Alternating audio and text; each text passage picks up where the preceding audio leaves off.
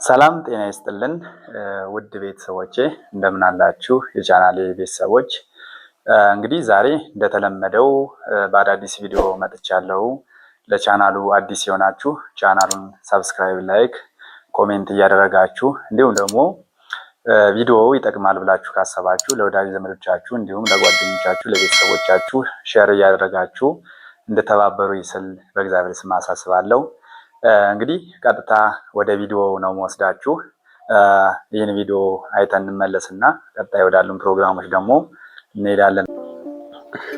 ቅባ ቅዱስን ማንም ሰው መቀባት አይችልም የምትሉ ሰዎች በደንብ አድርጋችሁ ስሙኝ። እዚህ ላይ ማንም ሰው ቅባ ቅዱስን መቀባት ወይም ደግሞ መውሰድ አይችልም የሚል ነገር ብቻ በአብዛኛው ባይሆንም ግን በአንዳንድ ሰዎች ላይ ያው ሲሉ ይደመጣልና ምናልባት ለዚህ መልስ የሚሰጡልንን አዘጋጅቻለሁና ወደ አባታችን ወስዳችኋለሁ። ብዙዎቻችሁ በውስጥ መስመር እስኪ ስለ ቅባ ቅዱስ አስረዳን፣ ማን ነው መቀባት ያለበት? እኛ ገዝተን መቀባት አንችልም ወይ እያላችሁ ስትጠይቁኝ ነበር። ይኸውላችሁ ቅባ ቅዱስን ከካህን ውጪ ማንም የመቀባት ስልጣን የለውም። ማንም የመቀባት ስልጣን። በነገራችን ላይ ቅባ ቅዱስ የሚባሉት ሁለት አይነት አለ። ለምሳሌ ቅባ ሜሮንም ቅባ ቅዱስ ይባላል። በተለምዶ ነው እንጂ ቅብ ቅዱስ ነው እና ቅባ ቅዱስ የሚባለው በተለምዶ ነው እና ቅባ ቀንዲልም ቅባ ቅዱስ ይባላል። ቅባ ሜሮን ቤተክርስቲያን ሲመረቅ ምናምን ቤተክርስቲያን የሚከብርበት ነው። ይሄኛው እኛ ሲያምን የሚደረግልን ግን ቅባ ቀንዲል ነው። ያው በተለምዶ ያው ቅባ ቅዱስ ይባላል። እና ማን ነው መቀባት ያለበት ሲባል ካህናት ብቻ ናቸው። ከኢየሩሳሌም የመጣ ቅባ ቅዱስ፣ ከዚህ የመጣ ቅባ ቅዱስ እያልክ የምትነግደው አይደለም። ይሄ ቅብ ቅዱስ ቤተክርስቲያን ተቀምጦ ካህናት ብቻ ለታመሙ ሰዎች የሚያደርጉን ነው። ስልጣኑ የካህናት ብቻ ነው። ይኸውላችሁ ምን ችግር አለው እኛ ብንቀባው እያላችሁ ስርዓተ ቤተክርስቲያንን አትደፋፈሩ። መጽሐፍ ቅዱስ ላይ ምን ችግር አለው እኔስ ባጥን ብሎ ሲያጥን የተቀሰፈውን ንጉሥ አስታውሱ። ትቀሰፋላችሁ። የእውነቴን ነው የምላችሁ። ስርዓተ ቤተክርስቲያንን አክብሩ። ሁላችሁም ኮመንት ላይ ስርዓተ ቤተክርስቲያን ይከበር እያላችሁ ጻፉልኝ። ሁላችሁም ስርዓተ ቤተክርስቲያን ይከበር እያላችሁ። እናንተ ከየት አንጥተው ነው ቅባ ቅዱስ ያስከው ካላችሁ ደግሞ ይሄ ቅባ ቅዱስ አይደለም፣ ስለሚበስል ብቻ ለቪዲዮ ልጠቀምበት ብዬ ነው እንጂ ይሄ ሽቶ ነው። ማርያምን ሽቶ ነው። እሺ እንደሰማችኋቸው።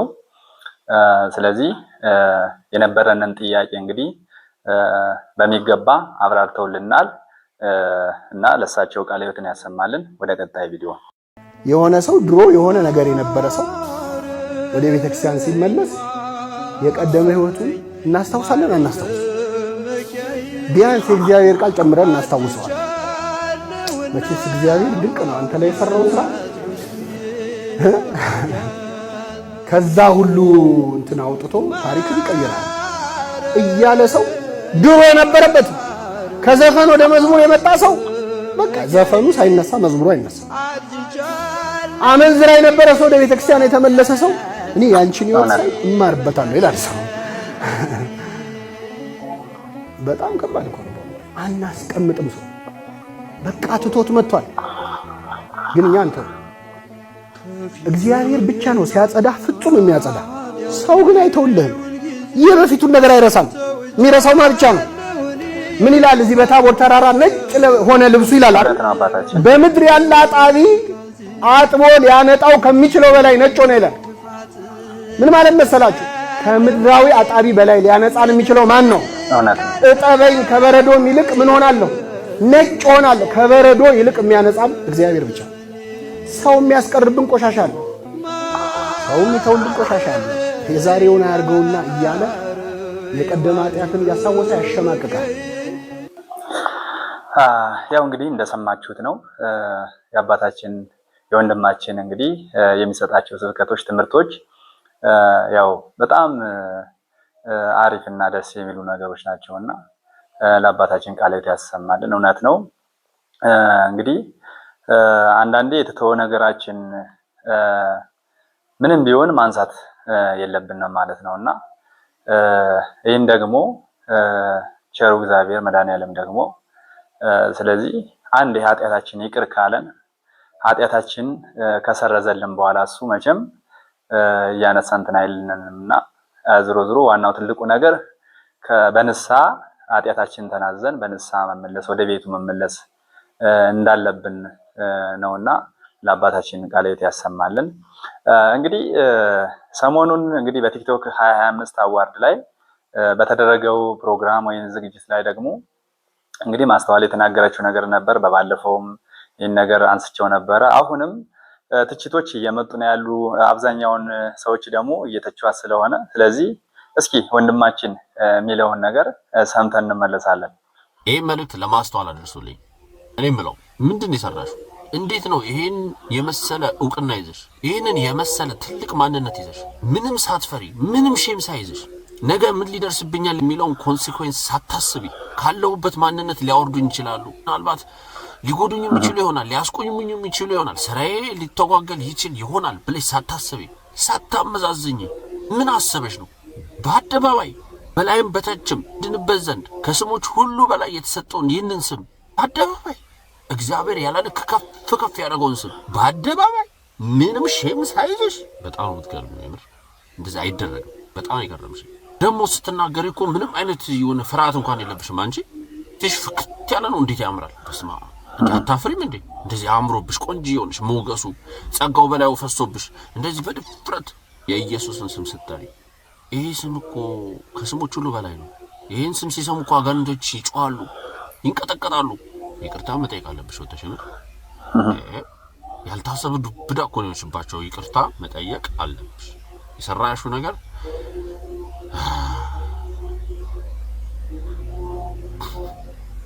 እሺ እንግዲህ እንደሰማችሁት ነው የማስተዋል ጉዳይ ያው አብዛኛውን ሰው እያነጋገረ ይገኛል እና በአብዛኛው ደግሞ ሰዎች እየተቿት ይገኛል። ያው ምን አለ ዝም ብትይ ነው እየተባለች ያለችውና እንግዲህ ያው ማስተዋሉን ልቦናውን ይስጣት ማለት ነው። ሌላ ምንም የሚባለው ነገር የለም። ከዚህ ቀጥሎ ሌላ ቪዲዮ አለ፣ ወደሱ ወስዳችኋለሁ ማለት ነው። ከጥቅስ በላይ አይደለች እንደሷ ምዕመናን ወገኖቼ፣ እኛ ልንጠቅማት ምን ወስዳት ይመስላችኋል? አንዳንዶች ስንቱን ተጠቀምንባት ወገኖቼ። ምንም የተጠቀማችሁት የለም በዚህች ሰማያዊት ቅድስት ድንግልና። እንባችሁ አልታበሰም። ኪዳነ ምሕረት ደጅ ሄዶ ያፈረ ማን ነው ወገኖቼ? እሷ ለምኗት ድረሽልኝ ብሏት ከልጅሽ ከወዳጅሽ አማልጂኝ ብሏት ምስጢር ያልተፈታለት ቋጠሮ ያልተበጠሰለት የተሰነጠቀው ያልተጠገነለት የተሰበረው ያልታደሰለት የፈረሰው ያልተጠገነለት ማን ነው ወገኖቼ? ወገኖቼ ልጇ እየታዘዘ ላደጋት እናት ይህ ትልቅ ነገር ነውን? ዛሬ የሰማሁትን ልንገራችሁ። አንድ ሰው ለምስክርነት ቆሞ መጣ። ሚስቴ 4 ጊዜ ሰርጀሪ ተደርጋለች አለ። እጢ ለአራተኛው ሰርጀሪ ሆስፒታል ስንገባ 20 ሺህ ብር አምጣሉኝ አለ። 20 ሺህ ብር መስጠት አያቅተኝም አለ። እኔ ግን ንግግሬ የተወደድሽ ኪዳነ ምሕረት ይቺን ሚስቴን እባክሽ ከዚህ በላይ ሰርጀሪ አትሰራ እባክሽ አንቺ ፍቻት እያልኩ ሆስፒታል ውስጥ እመቤታችንን ማናገር ጀመርኩ አለ። ከዛ ሪፈራሉን አለ የሪፈር ወረቀቱን ይዤ እኔ ግን የምነጋገረው ሚስቴን አንቺ አድኝልኝ እያልኩ እያወራው ባጃጅ ውስጥ ገባንና አለ ወደ ኪዳነ ምሕረት ቤተክርስቲያን ሄድን አለ። በሸክም ነው ያለችው አለ። ልክ ኪዳነ ምሕረት ቤተክርስቲያን ስንገባ በሸክም የነበረችው ሚስቴ ቆመቻ። እግዚአብሔር ያሳያችሁ እጅግ ብርቱ የሆነው ምናልባትም ወደ ካንሰር ይቀየር የነበረው ያ እጢ የት እንደገባ አይታወቅም። 3 ወር ሙሉ ስለቴን ለመፈጸም ታገስኩ አለ። አሳየኋት አለ። ይህች ሴት ልክ ኪዳነ ምሕረት ግቢ እንደወሰድኳት እኔ ያየሁትና ማምነው አለ የተወደደች ማርያም ሰርጀሪ እንደሰራቻት እርግጠኛ ሆንኩኝ አለ። ከ3 ወር በኋላ ጤናማ ናት አለ። 20 ሺህ ብሩ ለሆስፒታል መከፍለውን ይሄው አምጥቻለሁ ብሎ ዛሬ ነው። የተወደዳችሁ ኦርቶዶክሳውያን ይህቺ ማርያም ይህቺ ቅድስት ድንግል እንዴት ያለች በረከታችን እንደሆነች ከቅዱሳት መጻሕፍት ጥቅሶች በላይ እንደሆነች አያችሁ ወገኖቼ። ለዚህች ለተወደደች ቅድስት ድንግል የተሰጠው ጸጋ እኮ የሰማይና የምድር ሀብት እኮ ነው። ጸጋን ሁሉ የተመላች ሆና ምልጃ ለማርያም ቁም ነገር ነው። እንግዲህ እንደሰማችሁት ነው። ያው እመቤታችን ክብር ለሷ ይሁን፣ ክብር ለሷ ይግባት። እናታችን ቅድስት ድንግል ማርያም እንግዲህ ለኛ ትልቅ እናታችን ናት፣ የአምላካችን ናት። ለኛም እናታችን እኛም ደግሞ ልጆቿ ነንና እውነትም ከጥቅስ በላይ አይደለችም እሷ ያሉት አባ እውነት ነው፣ ከጥቅስም በላይ ናትና ክብር ለሷ፣ ለመድኃኔዓለም ክብር ለሱ ይሁን። እናታችን ቅድስት ድንግል ማርያም እንግዲህ ከጌታችን ከመድኃኒታችን ከኢየሱስ ክርስቶስ ዘንድ መሰላል ሆና ወደ ጌታችን ወደ ኢየሱስ ክርስቶስ ምሕረት የምታሰጠን እናታችን ቅድስት ድንግል ማርያም ክብር ለሷ ይሁን። ለአባታችንም ቃለ ሕይወትን የሚያሰማልን ቀጣይ ቪዲዮ አለ፣ ወደ እሱ ወስዳችኋለሁ። እመቤት የማርያም ሆይ የማኅፀንሽን በረከት እፈልገዋለሁ፣ ይድረሰኝ የማኅፀንሽ በረከት። እግዚአብሔር ያደረበት ወደዚች ምስራቅ የማይዞር ማን ነው? ፀሐይ ጽድቅ ኢየሱስ ክርስቶስ ወጥቶ የሚያጽደለድልባትን ያችን ምስራቅ ዘወር ብሎ ማየት የማይፈልግ የጨለማው ልጅ ካልሆነ በቀር እሱ ማን ነው? መዞር የሚያሰኘኝ እኔ ወደ እመቤታችን ነው። ወደ እሱ ያልዞርኩ ወዴት ልዞር ነው ዛሬ? እመብርሃን እንዲሁ አንተ ወንጌል ምን አለ? አይነ ምቀኛ ነው እንዲህ አለ። እንዲሁ አይነ ምቀኛ ነው ወይ? ልጇ ብርሃን ከሆነ እናቱ ደግሞ ማለት እናት ነው። እመብርሃን ማለት የብርሃን እናት ነው። እንዲሁ ያማሃል። እመብርሃን ማለት ምንድን ነው የሚቸግርህ? ልጇ ብርሃን ነኝ አለ። እንደወለደችው ደግሞ ነገረው ያው ወንጌል። እንዴት እመብርሃን አትላትም? ምቀኝነት እኮ ነው። እንዲሁ በማይደረስበት ይቀናል እንዴ? ትባሸቃላችሁ እንዴ? ጠላት ከፈለጋችሁ ሰይጣን አልላችኋል እንዴ? እሱን አትሰላለፉትም? እንዲሁ ማርያም ምን አደረገቻችሁ? ምሕረት አዝላ በመጣች። እንግዲህ ተከታትለን ተመልሰናል። የአባታችን ትምህርት ማለት ነው። ባይዘው አባታችን እንግዲህ ስለምወዳቸው አብዛኛውን የእሳቸውን ቪዲዮ አብዛኛውን ጊዜ በቪዲዮ ላይ አካታለሁ እና ያው ሁላችንም አባታችን እንወዳቸዋለን። በእድሜ በጸጋ ይጠብቅልን። እውነት ነው።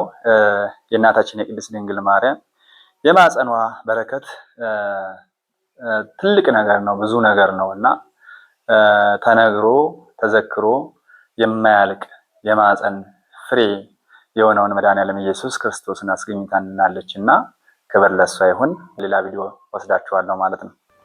ለሰው ብለህ እግዚአብሔርን ከምታስደስት ለእግዚአብሔር ብለህ ሰውን አስደስት ነው ያለ ሊቁ። ለሰው ብለህ እግዚአብሔርን ከምታስደስት ለእግዚአብሔር ብለህ ሰውን አስደስት። ገብታችኋል? ቋንቋ ለሰው ብሎ እግዚአብሔርን ማስደሰት ማለት ነው። ምን ማለት ይመስላችኋል? ለሰው ብሎ መጸለይ፣ ለሰው ብሎ መቁረብ። እውነት ነው። የምወደው አባባል ወይም ደግሞ ጥቅስ ነው ማለት ነው። እግዚአብሔርን አስከፍ እናንተ ለማበሰ ሰብ ላይ ለቢጹ ማህበ እግዚአብሔር ይጸልዩ ሎቱ ወለማበሰ ሰብ ላይ ለእግዚአብሔር ማህበ መኑ ይጸልዩ ሎቱ። ሰው ሰውን ቢበድል ወደ እግዚአብሔር ይጸልዩለታል። ሰው ሰውን ቢበድል ወደ እግዚአብሔር ይጸልዩለታል። ሰው እግዚአብሔርን ቢበድል ግን ወደ ማን ይጸልዩለታል? እግዚአብሔርን እየበደል ነው። እግዚአብሔርን እየበደል ነው። ወደ መርከቡ አልገባንም ማለት እግዚአብሔርን ወደ መፍራት ሰው አልገባም። በእውነቱ ማለት ክህነት አለው፣ ቤተክርስቲያን ይገባል፣ ወደ እግዚአብሔር መፍራት ግን አልገባም። ዲቁና አለው፣ መቅደስ ይገባል፣ ወደ እግዚአብሔር መፍራት ግን አልገባም። እግዚአብሔርን ወደ መፍራት ያልገባ ሰው ቤተክርስቲያን ገብቶ ምዕመናንን ይዞ ይወጣል እንጂ ይዞ አይኖርም። እንግዲህ የአባታችን ትምህርት እንደሰማችሁት ነው። ለሰው ብለን እግዚአብሔርን ከምናስከፋ ለእግዚአብሔር ብለን ሰውን ብናስከፋ የተሻለ ነገር ይሆናል ማለት ነው። ምክንያቱም በዚህ ዓለም ላይ ስንኖር ሁሉ ነገራችን፣ ህይወታችን፣ ብዙ ነገራችን መጨረሻችንም ወደ እግዚአብሔር እስከሆነ ድረስ ስለዚህ ለሰው ብለን እግዚአብሔርን ከማስከፋት ይልቅ ለእግዚአብሔር ብለን ሰውን ማስቀየም የተሻለ ነው ብዬ ነው ማስበው እኔ ማለት ነው። ምክንያቱም በምናመልከው አምላካችን ምንም አይነት ድርድርም በህይወታችን ምንም አይነት ድርድርም ስለሌለ ማለት ነው እና ቃለ ሕይወትን ያሰማልን፣ በእድሜ በጸጋ ይጠብቅልን። ወደ ቀጣይ ቪዲዮ። ሰርታችሁ ባልተሳካላችሁ ነገር አትጨነቁ። ትቀጠራላችሁ፣ ትባረራላችሁ። 3-4 ጊዜ ንግድ ትከፍታላችሁ፣ ትከስራላችሁ። አትጨነቁ። አሁንም ሞክሩ፣ አይሳካ። በደስታና በሰላም ኑሩ። ጥራችሁ ባልተሳካ ነገር አትጨነቁ። ለምን ዳውን አንሞትም? ሰነፉነን አንሙት እንጂ ዳውነንማ አንሙት። ምን ችግር አለው? 3 ክንድ ከስንዝር መገነዣ ብቻ አይደለም ይከተልን። ምን ይዘነው ምን ነገር አለ? የለም። ስለዚህ ለምንስ ዳ ነው? ድህነታችሁን ለስንፍና ማስረጃ አታድርጉት እንጂ የታባቱ ለምን ዳ አልሆንም ብላችሁ አትስነፉ። ሰርታችሁ ዳ ከሆናችሁ ግን እግዚአብሔር ይመስገን በሉ። እስኪ አንድ ጊዜ እግዚአብሔር ይመስገን በሉ። እግዚአብሔር ስሩ ነው እንጂ ተጨነቁ አላለም። እና አትጨነቁ። እኔ ከማን በልጬ ነው? አብርሃም በድንኳን እኮ ነው የኖረ። ጌታዬ ወይ የዚህን ያህል ምን በድዬ ነው ጥሩ ስራ ማሰራኝ? ሕይወቴ በመባከን አለቀ፣ ለምን አታሳካልኝም? የብዙ ምዕመናን ጥያቄ ነው። አብርሃም እድሜ ልኩን በድንኳን አይደል እንዴ የኖረ? እኛስ ከአብርሃም እንበልጣለን? ይስሐቅ በድንኳን ነው የኖረ። ያዕቆብ እግዚአብሔር ሌሊት ተገልጾ ትግል የፍቅር ትግል ሲታገለው ያደረው ያዕቆብ፣ እግዚአብሔርን እንደዚህ አቅፎ ያደረው ያዕቆብ የኖረው በድንኳን። በጣም የሚገርም ትምህርት ነው አባታችን የሰጡንና ያው አንዳንዴ ስራችን እንሰራለን፣ በህይወት ዘመናችን ስራ እናከናውናለን፣ እንሰራለን እና ምንድነው ይህ ስራ የጀመርነው ስራ አንዳንዴ ሊሳካ አንዳንዴ ደግሞ ላይሳካም ይችላልና እኛ ትልቁ ነገር ስራውን ጀምረን እግዚአብሔርን አምነን ስራውን ጀምረን መስራት አለብን። ከዛ ውጭ ቀሪው ያው የሱ ነው የሚሆነው ማለት ነው። ከተሳካልንም ተሳካልን ነው፣ ካልተሳካልን ደግሞ ያው ምንም ማድረግ አይቻልም ማለት ነው። በዚህ ላይ ልንጨነቅም ይገባል ብዬ አላስብም እና አንድ ነገር ጀምረን ባልተሳካልን ነገር ላይ ማዘንም ሆነ መጨነቅ አስፈላጊ አይደለም ብዬ ነው ማስበው። ሁለተኛ ነገር ደግሞ ሁሉም ነገሮች ስንጀምራቸው ይሳካሉ ማለት አይደለም። ስለዚህ የሁሉም ስራ መጀመሪያ መጨረሻው ስኬት ነው ማለት አይደለም። ስለዚህ ባልተሳካልን ነገር እንደውም እግዚአብሔርን አመስግነን ያው አንተ የፈቀድከው ይሁን ብለን ቀጣይ አቅጣጫችን ፕላናችን ነድፈን ሌላ ስራዎችን ሊሆን ይችላል ወይም ደግሞ ሌላ ክንውን ሊሆን ይችላል ማለት ነው። እነሱን ማከናወን እንዳለብን ነው የተረዳሁት። ክብር ይስጥልን አባታችን፣ ቃልየትን ያሰማልን። ወደ ቀጣይ ቪዲዮ ወስዳችኋለሁ ማለት ነው። ሲከፋን ከስዕለ ማርያም ቀረብ ብለን ማልቀስ መልመድ አለብን። ሲከፋን ቤተክርስቲያን መሮጥ መልመድ አለብን። ሲከፋን እጆቻችንን ለጸሎት ማንሳትን መልመድ አለብን። እመቤታችን እኔ ልጅ ለመሆን ባልበቃም አንቺ ግን እናት ለመሆን የበቃሽ ነሽ። አንቺ ስም ማለት ችግሩ ወደ መከራው አይናችን ከማዞር ወደ እግዚአብሔር አይንን ማዞር ይበልጣል። አጋንንትን መላልሰ ከምታስብ ወደ አንተ ለመምጣት ክንፋቸውን ወደሚያወዛውዙ መላእክት አይንህን ስቀል። ችግርን ከማሰብ እግዚአብሔርን ማሰብ። እሺ እንግዲህ እንደሰማችሁት ነው። አንዳንዴ በህይወታችን ላይ ሀዘን ሊገጥመን ይችላል። የተለያዩ ነገሮች ለጊዜው ላይሳኩልን ይችላል ማለት ነው። ስለዚህ የተለያዩ ችግሮች እንኳን ሲገጥሙን ከስለ ማርያም ስለ አድኖ ላይ የማልቀስ ወይም ደግሞ ቤተክርስቲያናችን ላይ ደን የማልቀስ ልምድ ሊኖረን ይገባል ማለት ነው እና አባታችን በዚህ ላይም ትልቅ ትምህርት ነው የሰጡን ማለት ነው እና ሁላችንም ወደ ስለ ማርያም ወደ ጌታችን ኢየሱስ ክርስቶስ በደሙ የመሰረታት ቤተክርስቲያን ሄደን ሀዘናችን፣ ችግራችን፣ ኃጢአታችን በለቅሶ ተናዘን ያው ነግረን መመለስ እንዳለብን ነው እና ለአባታችን ቃለ ሕይወትን ያሰማልን። ጥሩ ትምህርት ነው በእውነቱ የሰጡንና እግዚአብሔር ይስጥልን ብለናል። ወደ ቀጣይ ቪዲዮ ወስዳችኋለሁ ማለት አንድ ቀን ለአንድ ሰዓት ወይም ለሁለት ሰዓት ቁጭ በሉና ወረቀትና እስክሪብቶ የያዛችሁ እኔ ማን ነኝ ብላችሁ ጻፉ። ሌብነቱንም ታውቁታላችሁ፣ ዝሙቱንም እንደው እኔ ማን ነኝ ብላችሁ ኃጢአታችሁን በሙሉ ዘርዝሩት፣ ጻፉት። እኔ ነግሬያችኋለሁ እንዳትረሱት። ኋላ ደግሞ እግዚአብሔር ምን አደረገልኝ ብላችሁ ደግሞ ጻፉት። የዚያን ጊዜ እንባ ማግኘት እንችላለን ማለት ነው። አሁን እንባ የለም። ቢለቀስ ግን እግዚአብሔር ለሀገር ሰላም ያመጣል፣ መፍትሄም ያመጣል፣ አንድነትም ይመጣል። እንግዲህ እንደሰማችሁት ነው። እውነት ነው። እግዚአብሔርን ለአንድ ቀን ለአንድ ሰዓት ጊዜ ሰተነው እንኳን ያለንን የሰራነውን በደላችንና ኃጢአታችን ብንናዘዝ ወይም ደግሞ ብንጽፍ በወረቀት ይዘን እንኳን ብንጽፍ ማለት ያው እንባም ይፈጠራል ማለት ነው። እንባም ልናገኝ እንችላለን ያሉት እውነት ነው እና እንባ እናገኛለን። ምክንያቱም ህሊናችን ሰብሰብ አድርገን እግዚአብሔርን ምን በደልኩት? ምን ሰራ? ዛሬ ድረስ በህይወቴ ዘመን ሁሉ ምን አደረኩኝ? ምንስ ኃጢአት ሰራው? ምንስ ጥሩ ነገር አደረኩ ብለን በእርግጠኝነት ለአንድ ቀን አይደለም ለ10 ደቂቃ ለ30 ደቂቃ አንድ ሰዓት እንኳን ሳይሞላ ብንጽፍ እንኳን የህይወታችን ታሪክ ብንጽፍ እንኳን የሰራነው በደል ያው ትልቁ ነው እናገኘዋለንና ያው እንግዲህ እግዚአብሔር ማስተዋሉን ልቦና ይስጠንና በኃጢአት ተዘፍቀን ከምንኖር ደግሞ በንስሐችን አቃለን በንስሐ ተመልሰን ወደ ቤቱ የምንቀላቀል ያደርገን ሁላችንም መድኃኔዓለምና አባታችን ቃላዩትን ያሰማልን። ወደ ቀጣይ ቪዲዮ ወስዳችኋለሁ። ስግጥፍምስ እንደምን አላችሁ? እሺ ከዚህ ላይ በባለፈው ስለ አዶናይ ስግጥፍምስ በሚለው ዙሪያ ላይ ብዙ መነጋገሪያ ሆኖ ነበርና በተለያዩ የሃይማኖት ተቋማትም እንዲሁም ደግሞ በግለሰቦች እየተተቸ ነበርና ያው አዶናይ እንደምናውቀው ያደረገው ነገሮች ስራዎችም ጥሩ ነገሮች ናቸው እና በዚህ ስግጥፍምስ በምትለው ጉዳይ ግን አብዛኛው መነጋገሪያ ሆኖ ነበርና አሁን እቺን ቃል እንተዋት በሚል ማህበራዊ ሚዲያ ላይ በቲክቶክ አካውንቱ ለቋል ማለት ነው። እና ይሄን መጀመሪያ ሲለው የነበረ ስግጥፍምስ የምትለውን ነገር ሲላት የነበረችውን ነገር አንድ ሁለት ቪዲዮ ተከታታይ ያሳያችሁና መጨረሻም ስግጥፍምስ የሚለውን ነገር ይቀየር ብሎ ተናግሯል። ስለዚህ በዛም ይቅርታም ጠይቋል። ስለዚህ እቺን ነገር ላይ እንመለሳለን ማለት ነው። ስግጥፍምስ ምንድነው? ትሰግጣለህ፣ ማሰብ ታቆማለህ። ሰው ምን ይለኛል ቢሰግዱኝ? የመጀመሪያው ቪዲዮ እነዚህ ናቸው። ለሳምፕል ነው እንጂ ብዙ ነገሮችን ይሳቁብህ ትጀምራለህ። እስኪ ለማስታወስ ያክል ነው እነዚህን ያቀረብኳቸው። አሁን በኋላ ቪዲዮአችሁ ስትጀምሩ ማለት ነው ስግጥፍምስ ትላላችሁ። ስግጥፍምስ ስግጥ ነው እንግዲህ እንሰግጣለን። ምንድነው የምትሉት? መሰገጥ ይባላል። ስለ ስግጥፍምስ አንድ ምክር ልመክራችሁ ፈልጋለሁ። ስግጥፍምስ ማለት ምን ማለት ነው? ስግጥ ማለት ለዓላማ መቆም፣ በነፃነት መራመድ ማለት ነው ያለምንም ፍርሃት። ቢካዝ ሁሌም ወይም ፍርሃት ወይም ፍቅርና ነፃነት መምረጥ እንችላለን። አብዛኞቻችን ግን ፍርሃትን ነው የምንመርጠው። አያችሁ፣ ለዛም ነው በረከታችን መቀበል የሚከብደን። ስለዚህ መሰገጥ ማለት ነፃነትህን መቀበል፣ ፍቅርን መምረጥ ማለት ነው። አያችሁ፣ በረከትም ከዛ ተሸክሞላችሁ ይመጣል ማለት ነው።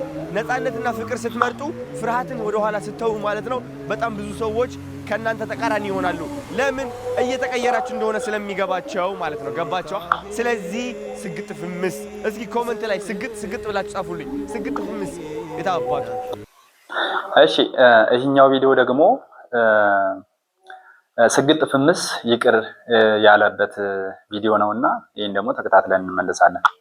ጋይስ ስግጥ የሚለው ቃል ብናቆም ይሻላል።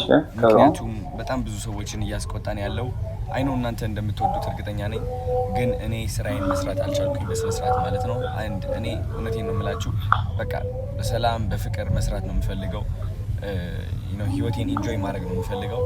ስለዚህ ከሰላሜ በላይ ደግሞ ባሉ ማድረግ ነገር የለም ነገር ነው የምላችሁ እና ስግጥ የሚለው ቃል እናቁመው እና አንጠቀመው።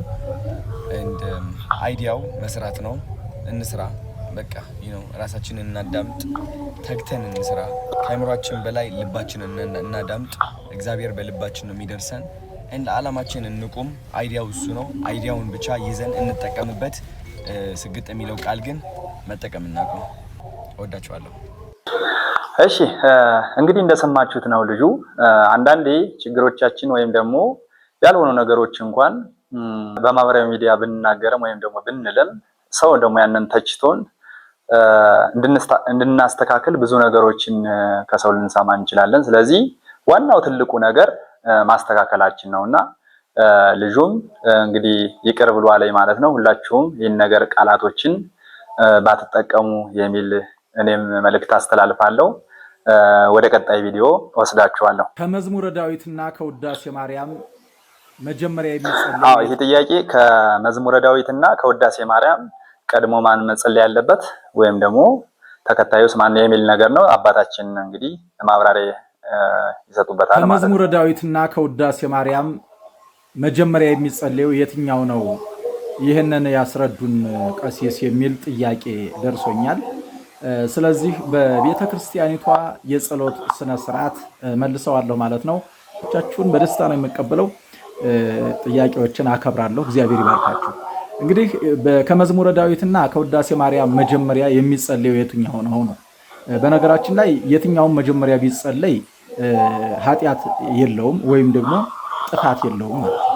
መዝሙረ ዳዊቱንም ብትጸልዩት ችግር የለውም፣ ውዳሴ ማርያሙንም መጀመሪያ ብትጸልዩት ችግር የለውም። ነገር ግን እንደ ቤተክርስቲያኒቷ የጸሎት ስነ ስርዓት በቤተክርስቲያኒቷ ውስጥ ጸሎት እንዴት ብሎ ነው የሚጸልየው የሚለውን አባቶቻችን ሊቃውንት እንዴት እንደሚጸልዩ እኛ ካህናቶቹ እንዴት እንደምንጸልይ በሳል ምእመናን እንዴት እንደሚጸልዩ ልንገራችሁ።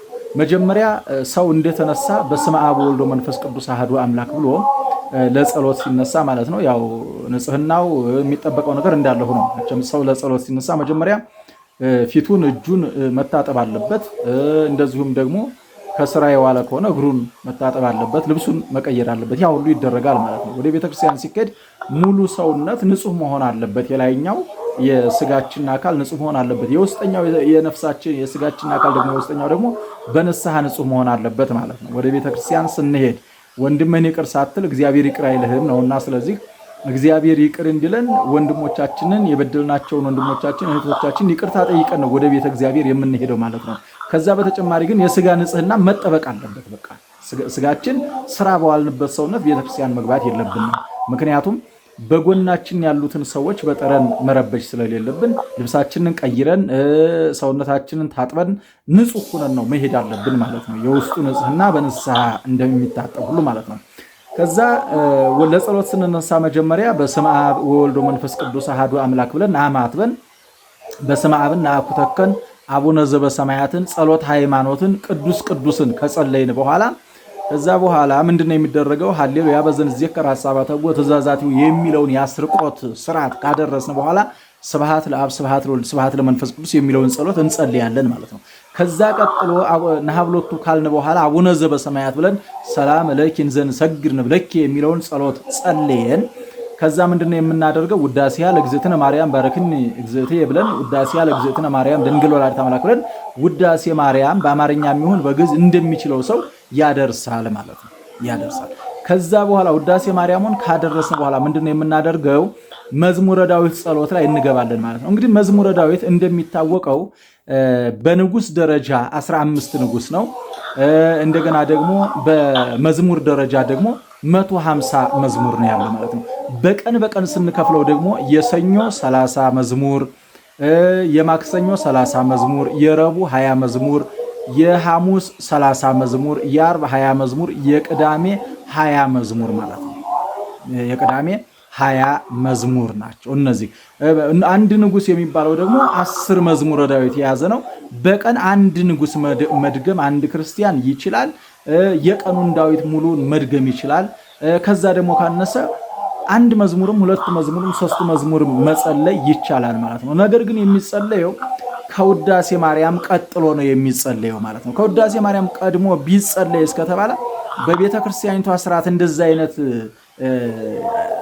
የጸሎት ስርዓት የለም እንጂ መጸለይ ይቻላል። ግን አባቶቻችን ለፍታትም ሲቆሙ ለማህሌትም ሲቆሙ ለጸሎትም ሲቆሙ የሚያደርጉት ምንድነው? መጀመሪያ የዘወትር ጸሎት፣ ከዛ ቀጥሎ ውዳሴ ማርያም፣ ከዛ ቀጥሎ ደግሞ ምንድነው የሚያደርጉት? መዝሙረ ዳዊት፣ መጨረሻ ላይ የሚያደርጉት መልክአ ኢየሱስ ያደርሱና ኪዳን አድርሰው ጸሎታቸውን ዘግተው የመጨረሻው እግዚኦ መሐረነ ክርስቶስ የሚለውን በጣታቸው 41 ጊዜ በእንተ እግዝእትነ ማርያም የሚለውንም ደግሞ 41 ጊዜ አድርሰው በፊትህ እንድቆም ስለፈቀድክልኝ አምላኬ አመሰግንሃለሁ ስሜ የተመሰገነ ይሁን ብለው እዛችሁ ቁጭ ብለው ብድግ ብለው ምስጋናቸውን አድርሰው ይሄዳሉ ማለት ነው። እንግዲህ ጸሎት ሲጸለይስ እንዴት ብሎ ነው የሚጸለየው የሚል ጥያቄ ሌላም ጥያቄ ደርሶኛል። የበረታ ቁሞ የታመመ ደግሞ ተቀምጦ ነው። ጤነኛ ተቀምጦ መጸለይ የለበትም፣ ቁሞ ነው መጸለይ ያለበት። ወደ ምስራቅ ዙሮ ቤተክርስቲያን ካለ ወደ ቤተክርስቲያን ዙሮ፣ ሴቶች በሴቶች መቋሚያ፣ ወንዶች በወንዶች መቋሚያ፣ ካህናት በካህናት መቋሚያ ቁመን ነው መጸለይ የሚገባን ማለት ነው በምንጸልይበት ሰዓት። ሌላ ተጨማሪ ጥያቄ የደረሰኝ ምንድነው? ኮሜንት ላይ ነው። አሁንም እዚሁ ጥያቄው ደርሶኛል። የጻድቃንና የሰማዕታትን ጸሎት እጸልያለሁ ይሄ ጉዳት ያመጣል ወይ የሚል ጥያቄ ደርሶኛል። ምንም አይነት ጉዳት አያመጣም። ከዳር እስከ ዳር መጸለይ ይቻላል። የጻድቃንን፣ የሰማዕታትን፣ የመላእክትን፣ የቅዱሳንን ገድላቸውን እንደዚሁም ደግሞ መልካቸውን መጸለይ ይቻላል። እነዚያ ቅዱሳን ወዳጆች ነው እንጂ የምትሆኑት ሌላ የሚያመጣ ነገር የለም። ገብቶኛል። ባለፈ አንድ ነገር ብዬ ነበር። ከተቋረጠ ጉዳት ያደርሳል የሚባል ጸሎት እንዳትጸልዩ ብዬ ነበር። እውነት ነው። ከተቋረጠ ጉዳት ያመጣል የሚባል ጸሎት ጤነኛ ጸሎት ስላልሆነ አትጸልዩት። ወይም ደግሞ ለምሳሌ የጀመራችሁት ጸሎት ከሆነ ያ ጸሎት የጀመራችሁት ጸሎት ከሆነ ሁልጊዜ ጸልዩት ማለት ነው። ሁልጊዜ ጸልዩት ማለት ነው። ምክንያቱም ከተቋረጠ ጉዳት ያመጣል። ጸሎት ሲቋረጥ እውነት ነው። ጸሎት ስታቋርጡ አንድ ሰው የቤቱ አጥር ሲፈርስ ሌቦች በዛ በፈረሰው አጥር ገብተው ቤቱን ይዘርፉታል። ጸሎት የምናቋርጥ ከሆነ ደግሞ አጋንንት ስራ መፍታታችንን አይተው ወደኛ መጥተው ጥቃት ሊያደርሱ ይችላሉ። ይህም ደግሞ በማቴዎስ ወንጌል ምዕራፍ 12 ተጽፎ እናገኘዋለን። ከቁጥር 38 ጀምረን ስንመለከት ስለ ዮናስ በተጻፈው ጽሑፍ ስንመለከት በዛ ላይ ምንድነው የሚለው? ሰይጣን ከሰው ልጆች ከወጣ በኋላ እንደገና ቤቴን እንድሰልለው ልፈትሸው እያለ ደረቅ ደረቁን ይዞራል ነው የሚለው። ደረቅ ደረቅ ማለት የማይጸለይበት፣ የማይሰገድበት፣ የማይጾምበት፣ ሁልጊዜ የሚበላበት የተበላሸ ህይወት ማለት ነው። ስለዚህ ልመለስ ይላል። ከዛ ጾም ትተው፣ ቁርባን ትተው፣ ስግደት ትተው፣ ምጽዋት ትተው፣ ይቅርታ ትተው፣ ጸሎት ትተው ካገኛቸው አንድ ብቻ አይደለም 7 ሌላ 6 ጨምሮ 7ኛ ሆኖ ይገባና ለነዛ ሰዎች ከመጀመሪያው የሁለተኛው የከፋ ይሆናል ነው የሚለው። ስለዚህ ጸሎት አቋርጠን ሲያገኘን ጠላታችን ሊዋጋን ስለሚችል ጸሎት መቋረጥ የለበትም ነው የመጀመሪያው ነገር። ምግብ ሳንበላ እንደማንውል ሁሉ ጸሎት ሳንጸልይ መዋል የለብንም ነውና ስለዚህ ሌሎች ጥያቄዎች ሌላ ጊዜ መልሳችኋለሁ እንደ እግዚአብሔር ፈቃድ። የልዑል እግዚአብሔር ቸርነት ከሁላችን ጋር ይሁን።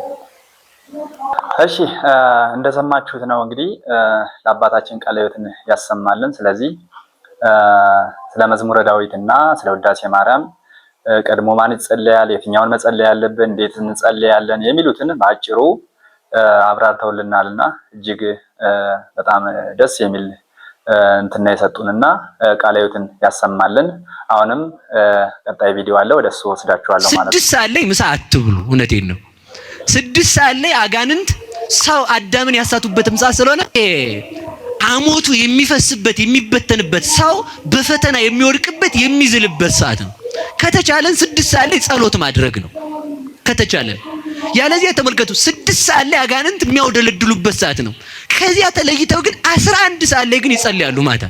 እዛን ጊዜ ሰው ቀለል ሲለው ዙረት ነው የሚሄደው። ታዲያ አስፋልት ማለት ቀለል ሲልህ እኮ ቤተክርስቲያን ነበር መምጣት የነበረብህ። ከዛ 1 ሰዓት አካባቢ ጸልየው ሲመለሱ ነው ከበድ ብሎት የሚመጣው ማለት ነው። አያችሁ ከበድ ይለዋል መልሶ። ምክንያቱም ጸሎት እንኳን ጸልየው ስለሚመጡ ማለት ነው። እውነት ነው። አባታችን እንግዲህ የሰጡት ያስተማሩት ነገር 6 ሰዓት ያው እንደሚታወቀው ብዙ ጊዜ የብዙ ምክንያቶች ናቸው። እንግዲህ 6 ሰዓት ያው እንግዲህ ጌታችን ኢየሱስ ክርስቶስ ጋር አያይዘን ስናየው 6 ሰዓት የብዙ ተምሳሌት ነውና ምናልባት 6 ሰዓት ላይ ምሳ አትብሉ የዚህ ብዙ ነገሮች እንትን ያሉበት ነው። በቻልነው መጠን በጾም ወቅት ማለት ነው ሁላችንም 9 ሰዓት ያው እኛ ክርስቲያኖች እንግዲህ በጾም አንታማም ያው ይታወቃል። ስለዚህ 9 ሰዓት ሁላችንም ብንመገብና እስከዛም ደግሞ ጾም ጸሎታችን ጸልየን ጾማችን ጌታችን ኢየሱስ ክርስቶስ እንዲቀበለን መለመንና መጸለይ መጾም እንዳለብን ነውና ዝሮ ዝሮ 6 ሰዓት በእርግጥ ሰው በቻለው ነው። ያው በተለያየ በሽታም በተለያዩ ነገሮችም እንግዲህ ጾም ማንጾም አለን ማለት ነው። ስለዚህ እንግዲህ ምንችል ደግሞ ያው ምንችል ተብሎ ጾም የለም በእርግጥ ይታወቃል። ነገር ግን ሁሉም በስርዓት በሕግ ስለተቀመጠ በሕጉና በስርዓቱ መሄድ እንዳለብን ነው ያስተማሩንና ቃለ ሕይወትን ያሰማልን። ቀጣይ ቪዲዮ ወስዳችኋለሁ። ይህን ተከታትለን እንመለሳለን። እነዚህን ነገሮች አወቃችኋቸው? ድሮ የተሰሩ አብያተ ክርስቲያናት ላይ በተለይ ደግሞ በገጠር ያሉ አብያተ ክርስቲያናት ላይ እነዚህን ነገሮች አታጧቸውም። ዙሪያውን በቤተ ክርስቲያን ዙሪያ አሉ። ክችል ይላሉ። ግን የምን ምሳሌ ናቸው? እነግራችኋለሁ። በደንብ ስሙኝ። ልጆች ያሏችሁ ለልጆቻችሁም አሰሟቸው ይወቁት ማለት ነው። እና በድሮ አብያተ ክርስቲያናት ላይ ልክ ወደ ቤተ ክርስቲያን ሲገቡ ድምጻቸው ሁሉ ይማርካል። የነዚህ ማለት ነው ሿ ይላል። የምን ምሳሌ ይመስላችኋል? 2 ምሳሌ አላቸው። 2 ምሳሌ። አንደኛው የመላእክት ምሳሌ ናቸው። መላእክት ዘወትር የሚያመሰግኑት ምስጋና ነው ይሄ ድምጽ ማለት ነው። ድምጹ የመላእክት ምስጋና ምሳሌ ነው ማለት ነው። ሁለተኛውና ዋነኛው ደግሞ የምን ምሳሌ ነው ካላችሁኝ በቤተልሔም ሄሮድስ ያስፈጃቸው የሕፃናቱ ምሳሌ ነው። የሕፃናቱ ምሳሌ ናቸው እነዚህ። ድምጹ የሚያወጡት ድምጽ ደግሞ ሕፃናቱ በሚፈጁ ጊዜ ዋይታ ሆነ ይላል እና በዚያን ጊዜ ሕፃናቱ ያለቀሱት የለቅሷቸው ድምጽ ነው። በቤተ ክርስቲያን ልክ የምትሰሙት የነዚህ ድምጽ ማለት ነውና ሄሮድስ ያስፈጃቸው የሕፃናቱ ምሳሌ ናቸው ማለት ነው። እነዚህ ቤተ ክርስቲያን ከስር እስከ ጫፏ አንዳችም ነገር ያለ አንዳች ምሳሌ የምታረገው ነገር ምንም ነገር የላትም። ይችን ቤተ ክርስቲያን የሰጠን የኦርቶዶክስ ተዋህዶ ልጅ ያደረገን ማን ይመስገን? እውነት ነው። እንግዲህ አባታችን የተናገሩት ነገር ለምሳሌ ወደ ገጠር አካባቢ ወጣችሁ አይታችሁ ከሆነ ቤተክርስቲያኖች ላይ እንትኑ ላይ የሆነ እንደዚህ የሚጨለጨሉ ነገሮች አሉና ይህ ነገር ምንድነው? ከምን ጋር ተያይዞስ የተደረገ ነገር ነው? ስርዓት ህግ አለው ወይ የሚለው እኔም ጥያቄ ይፈጥርብኝ ነበርና ጥሩ መልስ ነው የሰጡን በእውነቱ ለሁላችንም ማለት ነው። እንግዲህ አብዛኛውን ጊዜ አይታችሁ ከሆነ ወደ ገጠር ወዳሉ ገዳማት አድባራት ላይ በምትሄዱ ሰዓት ላይ እንደዚህ አይነት ነገሮችን በአብዛኛው ወደ ገጠሩ አካባቢ ነው የሚገኙትና እነዚህ ነገሮች ስናይ ሁላችንም ጥያቄ ሊፈጥርብን ይችላልና እንግዲህ ጥሩ መልስ ነው የሰጡን ለአባታችን። ቃለ ሕይወትን ያሰማልን። በጥሩ ሁኔታ ነው የገለጹልን ማለት ነው።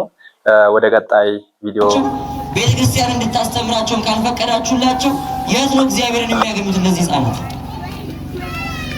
ካደጉ በኋላ ከጎለመሱ በኋላ እግዚአብሔርን ፍለጋ እንዲመጡ ለምን ትጠብቃላችሁ? እድሜ ልካችሁ ከቤት እንዳትወጭ ብላችሁ ያሳደጋችኋቸውን ልጆች ሲያድጉ ከሰው ጋር መግባባት የሚችሉ ትዳር መያዝ የሚችሉ መንፈሳዊ መሆን የሚችሉ እንዲሆኑ እንዴት ትጠብቃላችሁ? ከየት ያመጡታል? ያልተማሩት ብዙ ወላጆች እንደዛ ናቸው። ገጥሟቸው ያውቃል? ከቤት ትምህርት ቤት ብቻ ልጆቻቸውን ከሰው ጋር እንዳይገናኙ፣ ከሰው ጋር እንዳያወሩ፣ ከማንም ጋር እንዳላይሽ ሲሉ ያሳድጉና ልጁ ተምሮ ልክ ስትመረቅ በነጋታው ባል አምጪ ሚስት አምጣ ይባላል። ከየት ያምጣል? ልጁ ከሰው መግባባት አልለመደ፣ ከሰው ማውራት መጫወት አልለመደ። ከየት ያመጣል? የእግዚአብሔርን ቃል አስተማርናቸውም፣ ቃል እግዚአብሔር አልመገብናቸውም። ግን ደግሞ መንፈሳዊያን ልጆች ነው እግዚአብሔርን የሚፈሩ እንዲሆኑ እንጠብቃለን ከነሱ። ይሄ የተገባ አይደለም። ቅዱስ አባት ሊቁ እንደተናገሩት ለልጆቻችሁ እግዚአብሔር ማን እንደሆነ ካላስተማራችኋቸው እናንተ ዓለም ደግሞ እግዚአብሔር ማን እንዳልሆነ ታስተምራችኋለች። እናንተ በጎ የሆነ ነገር ካስተማራችኋቸው ዓለም መጥፎ የሆነ ነገር ታስተምራችኋለች። እናንተ ወደ እግዚአብሔር ካላቀረባችኋቸው ዓለም እንዴት አድርጋ ከእግዚአብሔር እንደምታርቃችሁ ታውቁበታለች። ነገ ላይ ቢጠፉ ነገ ላይ ቢጎልባቸው ሕይወታቸው ቢጎድል ተጠያቂነቱ የኔና የእናንተ ጭምር ነው። ሰንበት ትምህርት ቤት መዳኛ ቦታ ነው። ክርስቲያኖች መዳኛ ቦታ ነው። እናንተ ልጆቻችሁን ማስተማር ያልቻላችሁትን ትምህርት የሚማሩበት ቦታ ነው። እናንተ ልጆቻችሁን ማነጽ ባልቻላችሁበት ሁኔታ የሚታነጹበት ቦታ ነው ሰንበት ትምህርት ቤት ማለት። ዛሬ ላይ ብዙዎቻችሁ ሕፃናት ሆናችሁ የሰማችሁት ቃል እግዚአብሔር ነው የምትመነዝሩት። አምስቱን አዕማደ ምስጢራት ከሰባቱ ምስጢራት ቤተክርስቲያን መለየት የማይችል ስንት ምዕመናን አለ እኛ መካከል ዛሬ 20 ዓመት 30 ዓመት 40 ዓመት ክርስቲያን ሆኖ ኖሩ እምነቱን ቢጠይቅ ማስረዳት የማይችል ስንት ክርስቲያን አለ። 3 ጥቅስ የያዘ መናፍቅ መጥቶ ግራ የሚያጋባው ስንት ክርስቲያን አለ። ልጆቻችሁ እንደዛ እንዲሆኑ የምትፈልጉት? የሚደናበሩ ሃይማኖታቸውን እምነታቸውን የሚያጡ እግዚአብሔርን ሲያስቀይሙ ኖረው መጨረሻቸው የማያምር እንዲሆኑ ነው የምትፈልጉት? ከቅዱስ ቁርባን የራቅን ንስሐ ከገባን ዘመናት ያለፈን ስንት ክርስቲያኖች አለን። ንስሐ አባት ኖሮን የማያውቅ ስጋው ደግሞ ተቀብለን የማናውቅ ስጋው ደግሞ ሩቅ የሆነብን ስንት ወንድሞች ስንት አባቶች አለን እዚህ ቦታ። ልጆቻችንም እንደዛ እንዲሆኑ የምትፈልጉ እንዲድኑ የምትሹ ከሆነ መዳኛ መንገዱ ቤተክርስቲያን ብቻ ነው። ሰንበት ትምህርት ቤት ነው። ሰንበት ትምህርት ቤት ነው። በእውቀት በምግባር እንዲታነጹ የምትሹ ከሆነ መዳኛ ቦታው ሰንበት ትምህርት ቤት ነው። እኛ ልንቆጣጠራቸው የማንችላቸው በጣም ብዙ ክፉ ነገሮች ልጆቻችንን ይገጥማቸዋል። እግዚአብሔርን ካልያዙ እግዚአብሔርን ካልለበሱ ማሸነፍ አይችሉም። እኛ በቅጡ ቃል እግዚአብሔርን ሳንማር እዚህ ደርሰን ሊሆን ይችላል። እኛ ነገር እግዚአብሔርን ስርዓተ ቤተክርስቲያንን ሳናውቅ እዚህ ደርሰን ሊሆን ይችላል። ይህንን ነገር ግን በልጆቻችን ማስቀጠል የለብንም። የተሻለ ኑሮ የተሻለ ህይወት እንዲኖራቸው መትጋት ያለብን። ትናንትና እናንተ በኖራችሁበት ችግር፣ እናንተ በኖራችሁበት ድህነት ልጆቻችሁ እንዲኖሩ አትፈልጉም። የተሻለ ህይወት እንዲኖራቸው ትፈልጋላችሁ። እውነት ነው። እንዲማሩ የምትፈልጉት የተሻለ ነገር እንዲኖራቸው ነው። ለትምህርት ቤታቸው ለመክፈል አንታክትም፣ ለልብሳቸው ለምግባቸው ለመክፈል አንታክትም፣ እንደክማለን። ህይወታቸው እንዲስተካከል ስለምንፈልግ ጥሩ ነው፣ እግዚአብሔር ይመስገን። ግን ወላጆች በዲግሪ ላይ ዲግሪ ቢደርቡ፣ በሀብት ላይ ሀብት፣ በዝና ላይ ዝና፣ በክብር ላይ ክብር ቢኖራቸው ይሄ ሁሉ የሚቀር የሚያልፍ ነገር ነው። ሁሉም ሲቀር ሁሉም ሲያልፍ የማያልፈው እግዚአብሔር ብቻ ነው። ዓለምን ሁሉ ሰጠናቸው፣ ሀብትን ሁሉ ክብርን ሁሉ አሸክመናቸው እግዚአብሔርን ካሳጣናቸው ጥቅም የለውም። ለምንወደው ሰው በጣም ለምንሳሳለት ሰው ልንሰጠው የምንችለው የመጨረሻው ትልቁ ስጦታ እግዚአብሔር ነው። ልጆቻችሁ እግዚአብሔርን እንዳያገኙት ካደረጋችሁ የዓለምን ክብር ሁሉ የዓለምን ሀብት ሁሉ ብትሰጧቸው ጥቅም የለውም። ክርስቲያኖች ሁሉም ይቀራል፣ ሁሉም ያልፋል። ሁሉ ሲቀር ሁሉ ሲያልፍ የማይቀረው የማያልፈው እግዚአብሔር ብቻ ነው። ልጆቻችሁ እግዚአብሔርን የሙጥኝ እንዲሉ አድርጓቸው። በማግኘት ውስጥም በማጣት ውስጥም በችግር ውስጥም በተድላ ውስጥም በሚያልፈው መከራ ውስጥም በነገር ሁሉ ውስጥ ከእግዚአብሔር ጋር መኖር የሚችሉ አድርጋችሁ ስሯቸው። እናንተ ቤታችሁ ልታስተምሯቸው ባትችሉ፣ ልታንጿቸው ባትችሉ፣ ሊያንጿቸው ሊያስተምሯቸው ተግተው የሚሰሩ የማይታክቱ ሰዎች ደግሞ እዚህ ቦታ ላይ አሉ። እነዚህ ወጣቶች ጉባኤ ዘርግተው እናንተን የሚማጸኑ ልጆቻችሁን ካላስተማርን የሚሉት ምን ለማግኘት ነው? ደሞዝ ትከፍላችኋላችሁ ነው? የሰንበት ትምህርት መዋጮ ትከፍላላችሁ? ደሞዝ እኮ አይከፈላቸውም። ወደ ኪሳቸው የሚገባ 5 ሳንቲም የለም። የእናንተ ልጆች ስላስተማሩ የእናንተ ልጆች ስላገለገሉ የሚያገኙት ጥቅም የለም። አመሰግናለሁ የሚላቸው ሰው የለም። ለልጆቻችሁ ስለሚቀኑ፣ ለቤተ ክርስቲያን ስለሚሳሱ፣ የቤተ ክርስቲያን የነገዋ ሁኔታ ስለሚያሳስባቸው ልጆቻችሁን ለማስተማር የሚጀምሩት ምንም የግል ጥቅም ስለሚያገኙበት አይደለም። እነሱ ለእናንተ ልጆች ሳይታክቱ የኛ ያክል የሚያገለግሉ የሚተጉ ከሆነ እናንተ ለገዛ ልጆቻችሁ ማትሳሱት ለምንድን ነው? ቃለ እግዚአብሔርን ይማሩ፣ ይታነጹ፣ እግዚአብሔርን ያገድሉ፣ ለቤተ ክርስቲያን ተስፋ ይሁኑ። ነገ ቤተ ክርስቲያንን የሚረከቡ ነገ ቤተ ክርስቲያን የሚያሻግሩ ሰዎች መሆን እንዲችሉ ማለት ነው። ልጆችን ሲያጠፉ ከመቅጣት በላይ አስቀድሞ እንዲያውቁ አስቀድሞ እንዲማሩ ማድረግ የበለጠ ይጠቅማል። ስለቀጣናቸው እኛን ስለሚፈሩን ብቻ መልካም ሰዎች እንዲሆኑ አናድርግ። እንደዛ የምናደርግ ከሆነ ከእናንተ ቁጥጥር ውጭ ሲሆኑ ሲያድጉ የሚፈሩት ሰው ሲያውቁ ያን ጊዜ ይበላሻል። ልቦናቸው ውስጥ ግን እግዚአብሔርን መፍራት ካለ በጎነት ካለ እናንተ ብትኖሩ እናንተ ባትኖሩ እግዚአብሔርን ስለሚፈሩ ለእግዚአብሔር ስለሚገዙ ብቻ መልካም ሰዎች በጎ ሰዎች ሆኑ። መልካም ልጅ ያሳድጋል፣ መልካም ልጅ ያሳድጋል ተብላችሁ ትመሰገናላችሁ።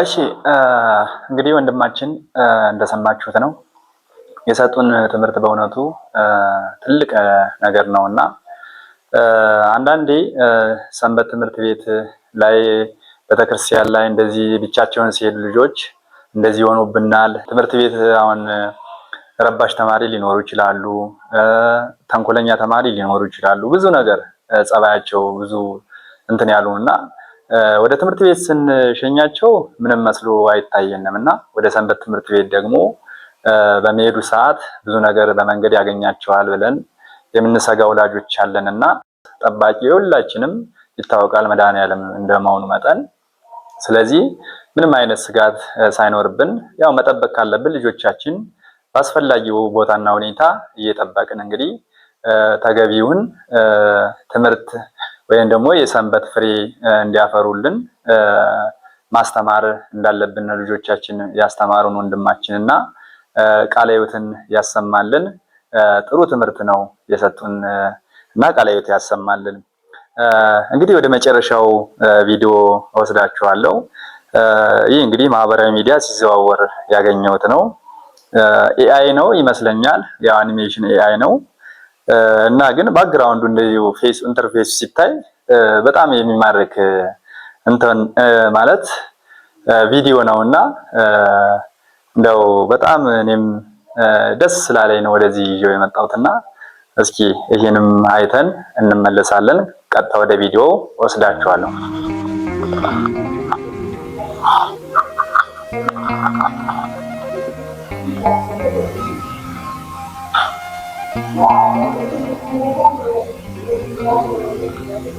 ዋው እንዴት ያምራል ግን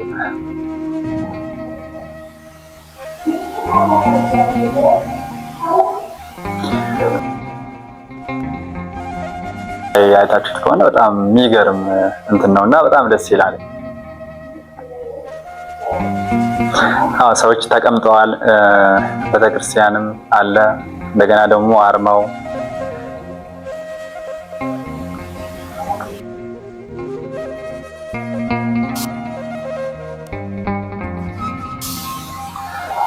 እንዲሁም በቃ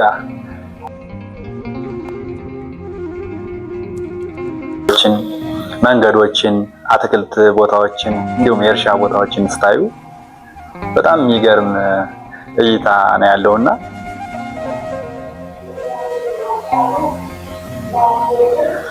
እንግዲህ ኤአይ ብዙ ነገሮችን መስራት እንችላለን። ያው እንደምታውቁት በኤአይ ብዙ ነገሮችን መስራት እንችላለን እንደምታውቁት እና ኤአይ ብዙ ነገሮችን እየሰራ ነው። ስለዚህ ሁላችንም ከቻልን ልንጠቀምበት ይገባል። በሁሉም አስፈላጊ በምንለው ነገሮች በሙሉ ኤአይ ዛሬ የሌለበት የለምና እንዲህ አይነት ነገሮች ጥሩ አስተማሪ የሆኑ ነገሮችን መስራት እንችላለን። ሌሎች ነገሮችን ትተን ጥሩ መስራት እንችል ግን ያው እድሉ አለን ማለት ነው። ያው መጥፎ ነገሮችን እየተውን ማለት ነው። በጣም ነው የሚገርመው።